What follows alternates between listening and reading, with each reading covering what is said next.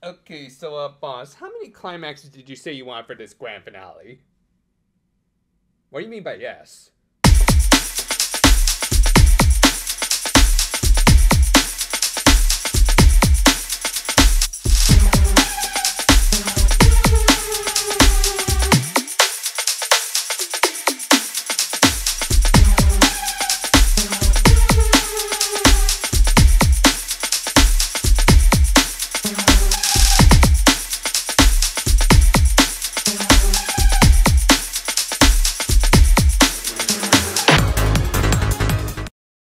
Getting right back where we left off from, an old man that even Heihachi Mishima would say is a terrible father had started up the apocalypse. Shemha was doing the usual JRPG final boss thing and awakening Yggdrasil. And heavily overplayed tropes aside, I did really like this perspective shot of her seemingly touching the moon to reflect her somewhat justified vanity over humanity, as we'll soon see. It was probably more impressive than her first fight with a gear user in Maria. Not to say this was bad in any way, it's just that it's pretty clear that Tsugie was on this team mostly just to animate the less important fights, which fair enough, as this one did end in a no contest after it suddenly became a handicap match, with the Noble Red just kind of coming back out of nowhere, though more on that in just a minute. We also learned that the devil was familiar with Maria's gear, as well as her own unique ability.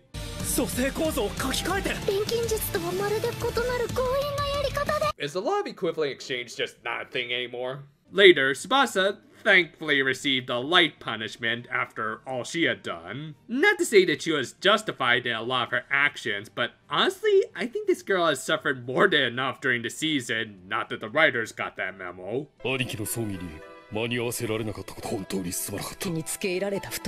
Okay, so just gonna add that to Tsubasa's misery list for this season. Hell, even this really heartwarming scene with all of her teammates welcoming her back didn't exactly feel like a fair trade after she had lost her father, but at least it was something for the poor girl. Meanwhile, Shemha was giving her new body a look over, in particular her, Good night, everybody! We also learned how the Noble Red came back after seemingly being offed in the last episode. As it turned out, Shemha had brought them back, but of course, being a devil and all that, she...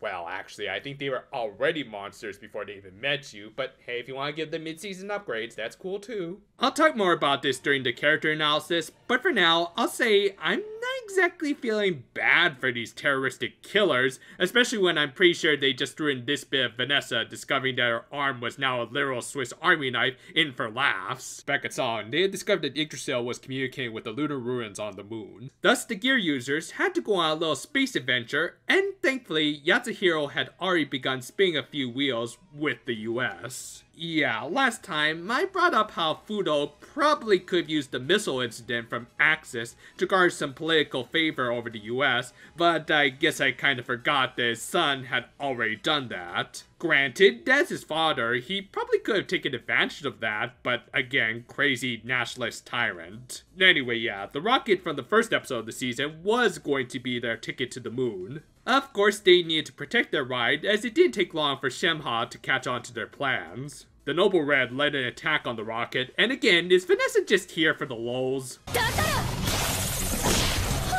Well, at least it checks out. Anyway, the main fight of this episode was Kikan Shiabe versus Eliza.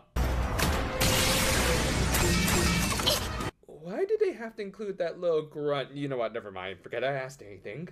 This fight was animated by Nakakoshi, who as always brought his A-game, as even though he didn't animate either of these characters' transformations, I think he just really likes animating for the second most blatant Yuri pairing in the show. I especially love how over-the-top creative he can get with their combo attacks, as after amalgaming up, they defeated the pink wolf girl with a giant bear trap. Gummy bear!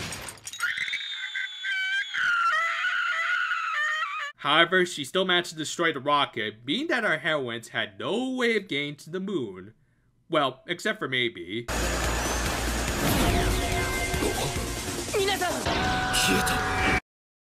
This continued right into the next episode where,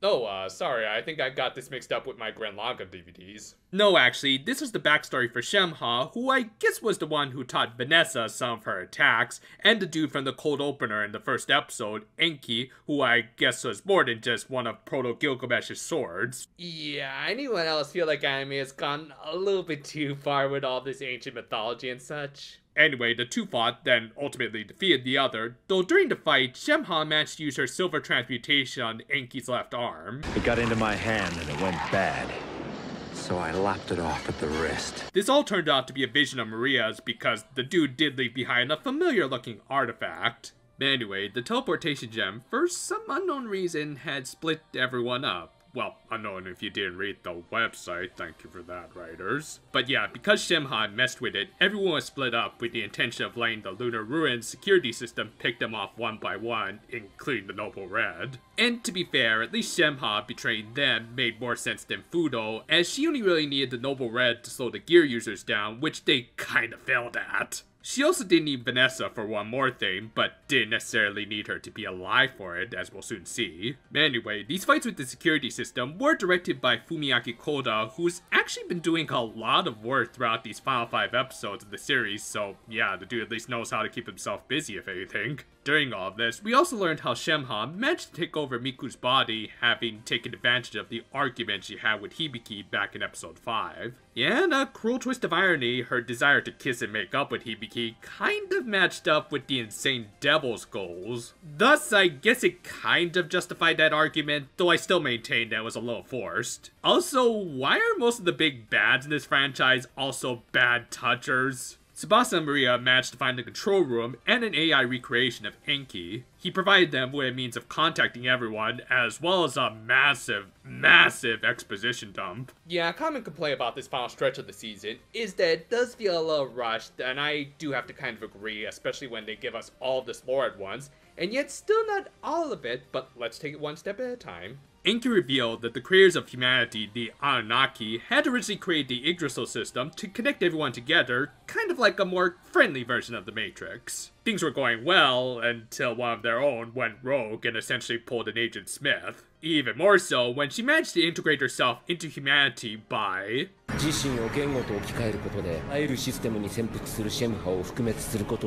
always knew Pig Latin would bring upon the apocalypse. But yeah, in order to stop Shemha, Enki not only had to destroy her physical body, but also put up a firewall in the form of the Curse of Bala, which led to humanity separating into many different cultures, and of course a lot of different languages that Shemha couldn't singularly latch onto. So yeah, aside from the insanity of the devil somehow turning herself into a language, this was a pretty interesting little bit of mythology that took full advantage of real-world myths and history. It's just a pity that one of the most interesting parts of this tale couldn't be told other than a few hints at the very beginning of the season, and of course, on the website.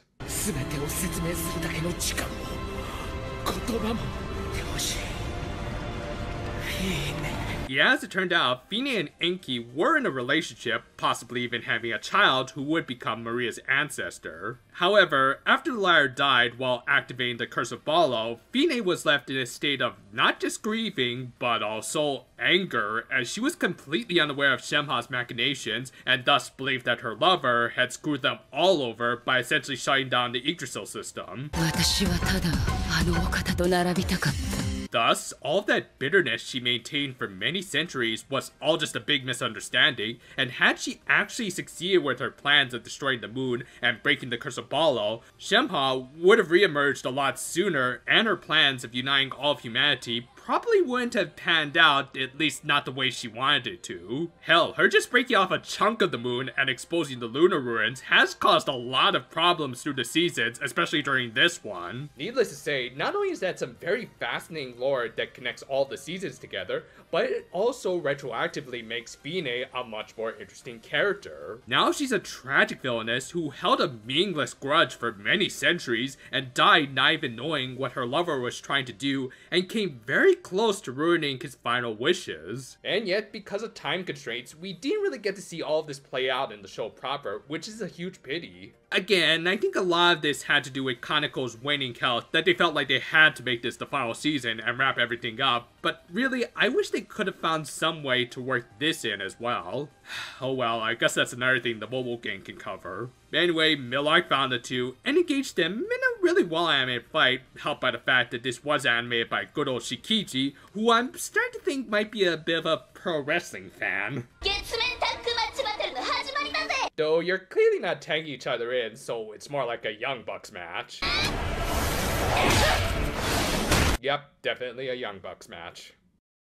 And as if things didn't already feel a little rushed, we got a bit of Tsubasa, the girl who had suffered from a conga line of misery throughout the season, just kind of getting a second wind after one uplifting speech from Maria. I don't know, it just feels a little uneven considering how much mud the poor girl was dragged through all season. Still, as I said in a previous part, I love the concert scene they were calling back to here, complete with a remix of their duet. Plus, there is a great catharsis factor to seeing Subasa take down the vampire bitch who basically started all of this. The fight itself was pretty awesome and insane, throwing in a ton of references like Darkstalkers. Because Lord knows, we all need more Darkstalkers in our lives. Get on that, Capcom. As well as, I think, a Get a Robo reference that was countered by some Kamen Rider Ryuki references and a giant fly swatter. Can you tell this is the season where they just did whatever they wanted? On that note alone, this was easily one of my favorite fights of the season with one of my favorite songs of the franchise. Anyway, they seemingly swatted all of Millark's bats, except for one, and yeah, it's gonna be hard to take this thing seriously. However, the episode ended on a cliffhanger, with the Earth not looking so great, as Shemha began to initiate the Yggdrasil system all over the world, and ha! Oh god, the amount of cheese in this show is gonna make my cholesterol skyrocket. Anyway, the following episode explained how we got here, as Song tried to hold off the apocalypse without the gear users.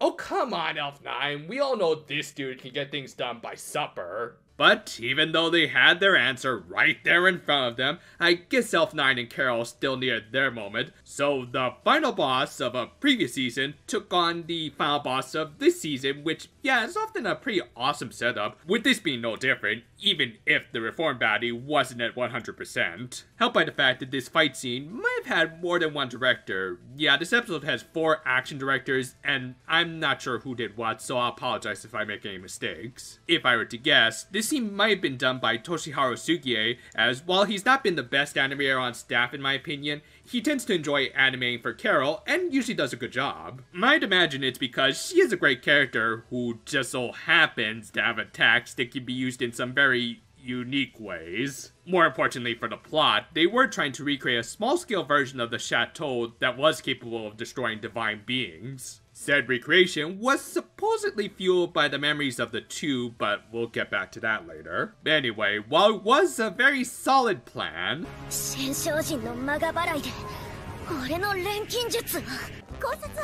with that, Shemha initiated the third impact, I mean the Yggdrasil system.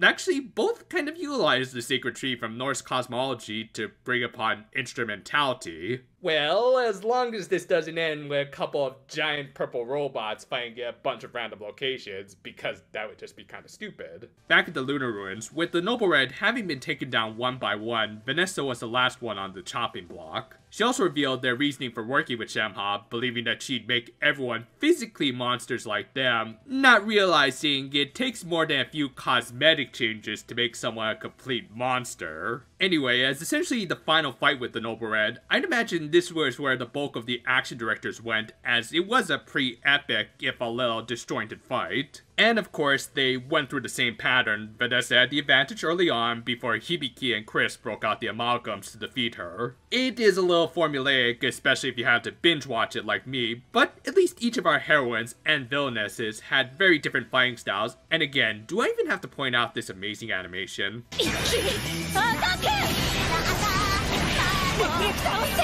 Now you see, this is why you should have stuck with the Opie missiles. Still, they showed mercy on the Noble Red, even though I personally don't think they deserved any, especially considering what's about to happen. And Chris gave a little inspirational speech, even though I don't think she's really had a character arc this season. I mean, don't get me wrong, I think she's absolutely the best girl and everything, but how many speeches has she gotten across this whole franchise? Yeah, sorry, but that train left the station a long time ago. Honestly, this is one of those times where I had to side with the devil, as Shemha revealed that she had programmed a termination protocol into Vanessa to infect the Curse of Bala with her computer virus. And while Hibiki managed to disable Vanessa, she hesitated for a second too long. Shemha went on to explain how she had actually begun her resurrection a year prior, or more specifically for the viewers, 3 seasons ago, during the final episode of G when the world heard Maria and Serena's song, Apple. This has been built up very well throughout the season as the thing that once saved the world by connecting everyone, and now ironically, because they briefly created a sort of universal language with their song, the devil managed to leech onto that. Oops. To make matters worse, she decided to pull a Metroid and set the lunar ruins to self-destruct. Fortunately, the Noble Red managed to give them a space tunnel back to Earth utilizing their Daedalus Labyrinth, which, yeah, wasn't a labyrinth anymore, unless you think this is a good maze. This did result in the monster girls fading away in order to power it, leading to a theoretically tearful moment, but I'll save talking about this when we get to the character analysis. Back on Earth, humanity managed to hold back Yggdrasil through, I think, the power of spamming.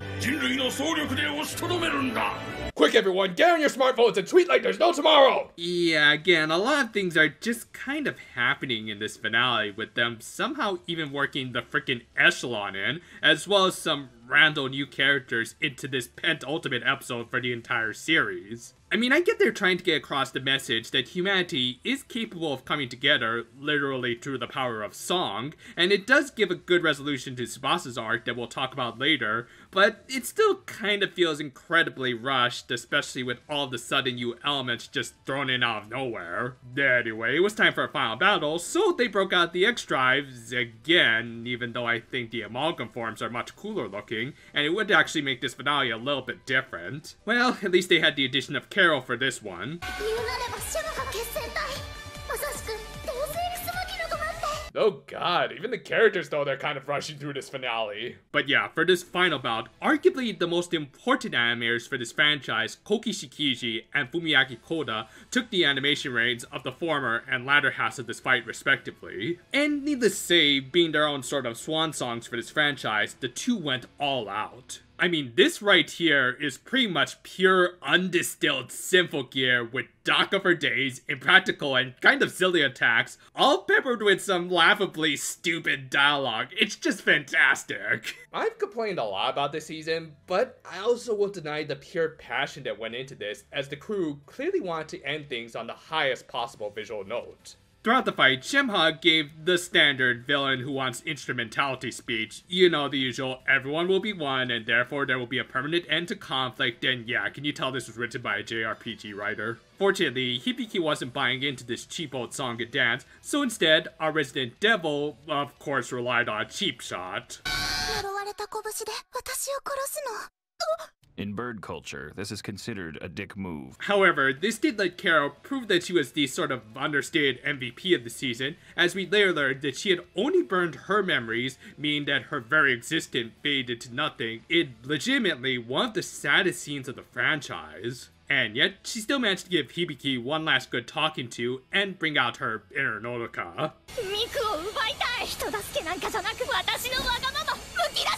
Also, I think our main heroine might have the memory of a water flea.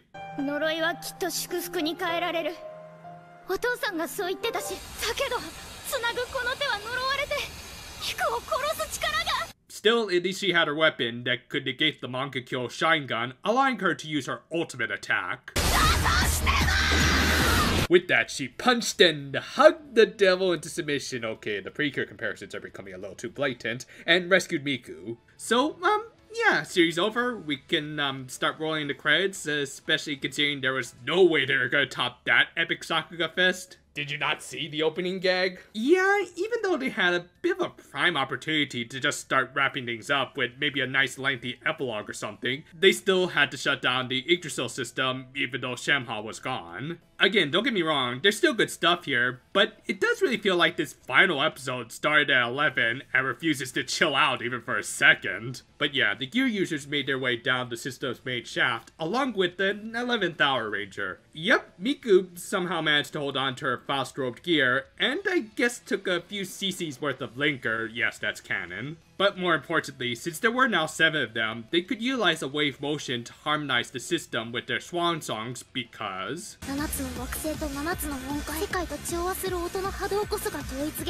What Elf Knight is referring to here is the classical planet or 7 luminary system from Babylonian astronomy, in which it was believed there were only 7 planets in our solar system, including the sun and the moon. It's obviously a very outdated system, but it is what the Babylonians based their astronomy on, so I guess it applies here. More importantly, and even though again I think we're kind of pulling a Return of the King with all of these climaxes, I won't deny this was a beautiful and literal swan song to close the series out on. The gear users all singing in harmony was just beautiful, and I really wish I could play it here. And seeing many of the previous antagonists coming back to reunite with their loved ones in the afterlife was also really nice, even though it also reminds me of some missed opportunities. But yeah, as we'll explain during the closing thoughts, I can actually let a lot of my usual complaints about the show pass, because amazing scenes like this were clearly coming from all the right places. Anyway, why don't we get another climax? And hey, why not make it another escape scene? Damn it, y'all, this is why you have to keep pressing the boost button until the very end. Actually, Shimha just wanted to have a little talk with Hibiki and Miku, and I guess she became a shipper of the two as she helped all of them escape from Yggdrasil's explosion. Because apparently no villain in this franchise can ever remain a total villain. Well, except for the crazy old nationalist. And with that, the credits finally started to roll, and in a nice touch, each of the gear users got their own personalized credits to really show who were the people who kept this franchise going. With that, and for reals this time, Symphogear the anime ended with everyone paying their respects to Yatsuhiro and some more ship teasing. Yeah, go play the mobile game, and you might see a conclusion to this. Might. Symphogear, the Devil Arcana, is an amazing grand finale for the anime. It's a little messily written, and the final act does try to throw a little bit too much at the wall, but it's still amazing. If you couldn't tell by how much we highlighted the animators, this was easily the most visually impressive season by a country mile. And really, why shouldn't it have been, as clearly everyone on staff loved the series and wanted to give it a proper send-off. Well, I honestly can't say it's perfect, or even my personal favorite season of the franchise. I also won't deny this was probably the best swan song they could have gone out on, considering the circumstances. Let's just get my biggest gripe with this season out of the way. The Kazanari subplot was just a little too much. And I know that sounds inconceivable for a series that's pretty much built itself off of its excessiveness, but while stuff like the memes and the singing magical girls are fun, this was mostly a plot about an old man yelling at clouds. Who's laughing now? Shut up! While I've had my fair share of issues with the antagonists of Symphogear, I can at least look back at some of them and laugh at their corniness. Meanwhile, Fudo, on top of being a typical a-hole, just would not stop talking about stupid nationalistic rhetoric that, while I'm certainly not familiar with Japanese politics, I wouldn't at all be surprised if these were some of the common talking points of like some of their more controversial politicians in real life. Now personally, I tried to keep modern politics away from this channel, as not only is it a massive can of worms that we certainly don't want to open, but I also think it gets in the way of good storytelling, which it kind of did here. Fudo ended up becoming one of the most one-dimensional villains in the franchise alongside Adam, to the point that he received no redemption. Hell, even Adam kind of got redemption, or at least an alternate reality version of him. I think even the writers realized this, and just kind of forgot about Fudo for the final third, and as a result, he ended up dragging other plot lines down with him. Now, I do think the overall messages and themes of Tsubasa's arc this season were great, with her realizing you can't just force protection on everyone, otherwise you start going down the slippery slope towards totalism. I just kind of wish that message didn't have to be literally beaten into her by having her suffer through most of the season, to the point that it just became kind of exhausting by the end. When it was all said and done, it became less of a cheer to celebrate her overcoming adversity, and more of a sigh of relief that she didn't have to suffer anymore. And there were still great moments here, like her fight with Maria, and of course her final realization that people also need to be capable of defending themselves. It's all good stuff, exploring what it truly means to be a protector of the people. I just wish she didn't have to be lectured by a crazy old coot to get there. Moving on to the actual main antagonists of the season, the Noble Red were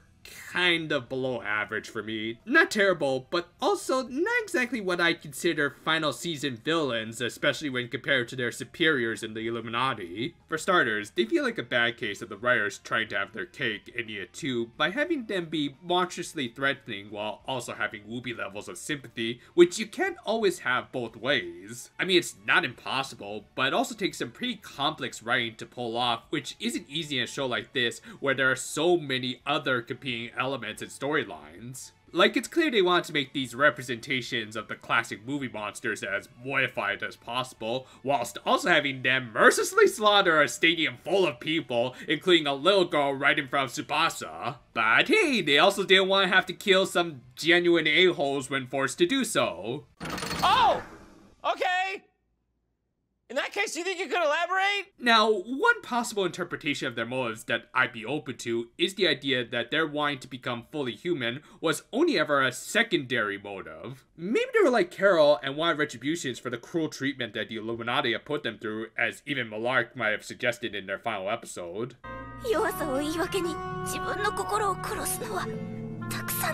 And yet that same character kind of muddled up that interpretation along with her cohorts, as again, they kind of kept switching between psychotic killers and woobies even before they met Shemha. As a result, we were left with characters who were neither all that sympathetic or even all that threatening, as by this point in the series, it didn't really take that much for the gear users to defeat them. Now, all that said, I don't think these are necessarily terrible characters, even if a little tropey. I did generally like the different personalities of this trio, especially when they interacted off one another. Vanessa was the obvious standout thanks to her assets, which included the 1001 Super Robot references, as well as having relatively the deepest character amongst them, being the emotional center who inevitably fell apart when she realized they were well in over their heads when dealing with the literal devil. Still, when compared to the previous Illuminati trio, yeah, they really don't hold a candle in terms of personality, mostly because they don't have Cagliostro, and power, which, when the final boss of the show is the devil, it really puts into perspective how overshadowed these characters were in the long run. Speaking of which, and trying to shift it to more positive aspects, Shemha was a pretty awesome final boss. Yeah, you could say she came a little out of nowhere, but at the same time, the show did a good job retconning her in as someone that was always there as an underlying threat to the whole series. The fact that her very existence managed to recontextualize the events of the first two seasons really makes it feel as though she was always meant to be there, even though this franchise was supposed to end with GX. Granted, her motivations weren't anything special, at least in the world of anime, where instrumentality is a dime a dozen, but at least she was able to back up her words with both her power and rather haughty attitude. I just loved how most of her sentences boiled down to stating how important she viewed her opinion above all else. It gave her a great theatrical villain vibe, and a lot of credit for that should go to Noriko Hidaka and Yuka Iguchi, who were really on point when matching with each other's tones, making it seem like the exact same person was talking, just with different vocal cords. Kind of appropriate for an antagonist that sought perfect unification that she would just so happen to rule over, but hey, at least she would do it with style. While still kind of on the subject of villains, or at least reformed ones, it was really fun to see Carol one last time in this anime. Again, considering that GX was the original planned end for the series, I highly doubt they were even thinking about bringing back Carol, but they still managed to work her and the Oscores back in a way that makes sense, being all the broken down remnants of the former antagonist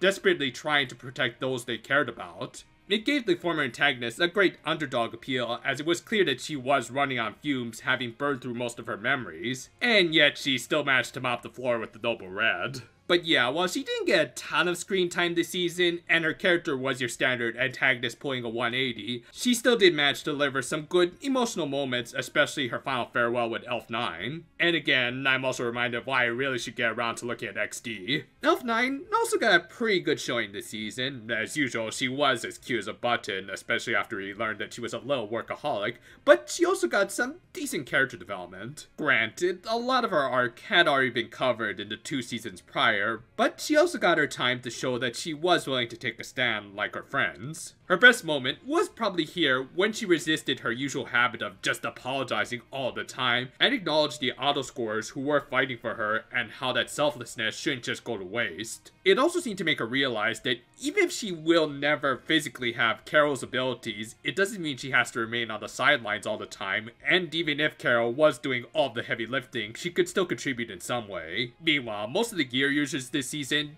didn't have much in the way of arcs, likely due to time, but also because they just didn't have much left to develop that hadn't already been well covered in previous seasons. Maybe that's actually another reason they decided to make this the grand finale. Well, anyway, even if I wasn't a fan of the main villain of the arc, as well as the general treatment of the character, I did at least like the moral dilemma Tsubasa went through. In some ways, she probably had an even rougher life than freaking Hibiki, not helped by the fact that until the formation of Song, the best role models in her life are either distant or just gone. Thus, even after making many friends and allies, she still latched onto her morals of being a protector that had kind of been implanted into her. And while morality like that isn't bad on its own, it can also be easily warped by some more extremist views. Thus, Tsubasa's arc was about coming to terms with such ideals. Not everyone can be protected, and trying to force that protection onto others makes you no better than those who try to take lives. If anything, people can learn how to protect themselves, and the best thing she could do was help inspire them through her music.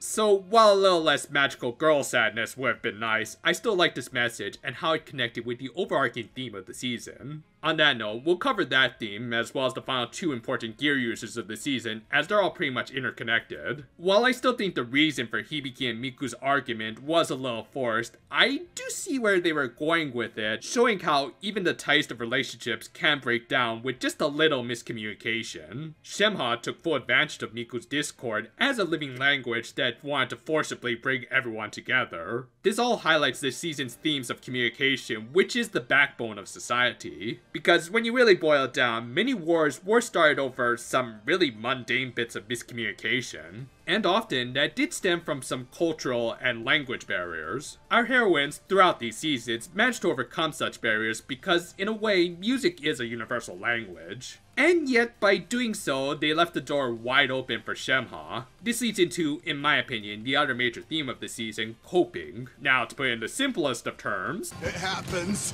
What, shit?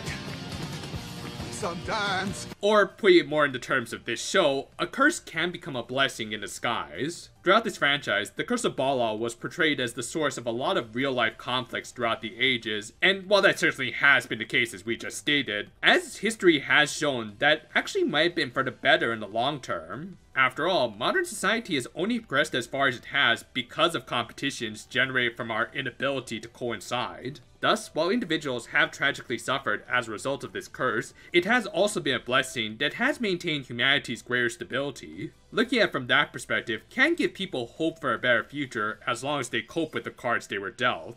Most of the antagonists of this franchise tried to defy this and change things for everyone, ultimately leading to their destruction. It's a great message showing that, while in some cases, like with the Noble Red, a truly happy ending would have been nigh unattainable for their situation, you can still try to go out with a smile. So yeah, no doubt, this season has some great and very thoughtful themes that really should have made it my personal favorite of the franchise, and yet, it just barely misses the mark.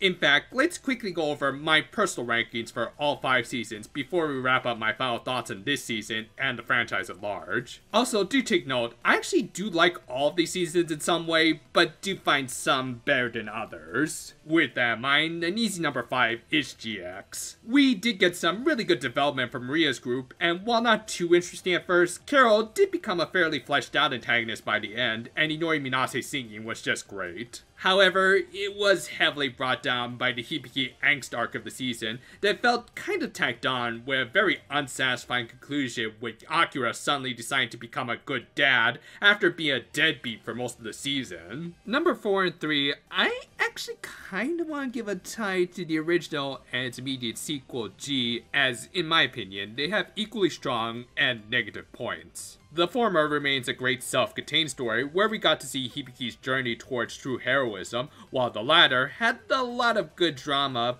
plus some good twists, all involving the two most important characters of the franchise. However, the original does suffer from first season production syndrome, in that while it certainly doesn't look bad, it also doesn't look anywhere near as polished as what immediately came after. Meanwhile, G had Dr. Ver, which I can understand if people liked him, but after a while, he just really got on my nerves. Plus, Maria was far from the great badass that she would become in later seasons. However, I will still give the slight edge to G, if only for one really stupid reason.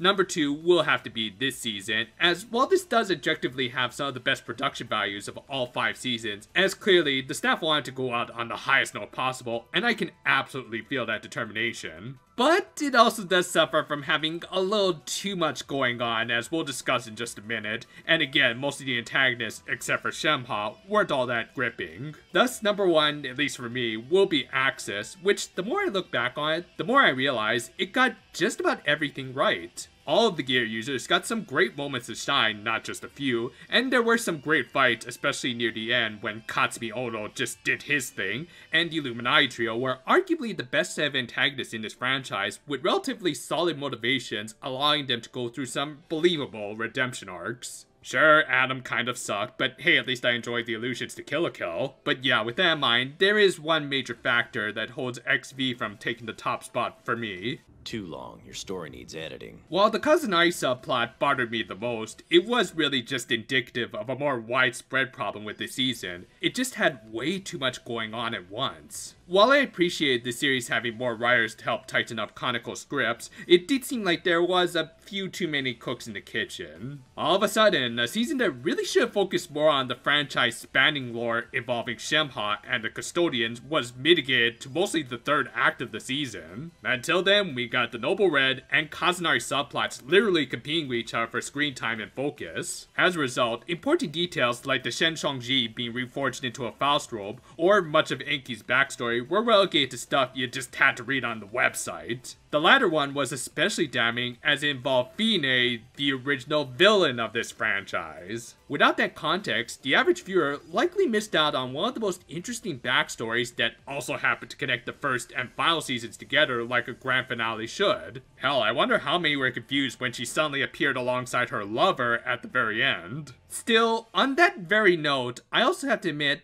I still really like this season because it's clear the staff put everything they could into it. Sure, not everything stuck, but what did really hit home some of the deeper themes of this franchise as a whole. Music, regardless of language and cultural barriers, can bring us together and sometimes turn off our brains to just enjoy it for what it is, even if a lot of it doesn't make sense to us. And through that cooperation, great art can also be produced. As I highlight throughout these videos, the animators were mostly given free range to animate whatever they wanted to. That sort of creative freedom is practically unheard of these days, and while they certainly shouldn't go out of control, it does show that they honestly wanted to make the best final season they could, and I absolutely have to applaud them for that. The franchise that is Symphogear is in no way perfect, or the greatest thing I've ever seen, at least not in a world where Grand Laga and Fate Zero exist, but it also was the kind of show that knew exactly what it wanted to be. A show that could connect with everyone in some way, and provide us with some of the most fun, over-the-top anime that ever did anime. And seeing how XD has continued services in the competitive landscape that is gacha gaming, this ending was really only the beginning of much more to come. However, those stories will have to wait for another day, as whenever this goes up, we will have a whole new year to look forward to. For me, my New Year's resolutions include getting a little more into shape, and making a wider variety of videos. Yeah, I know this channel is mostly known for Precure, but there's also a lot of other shows and media that I do want to cover. I might put some of it on this channel, or I might put it on my secondary channel. We'll see how it pans out. Man, until then though, Happy New Year's, my friends, and hold on. Hello? No, we're not gonna just throw in any last minute climaxes. Damn it.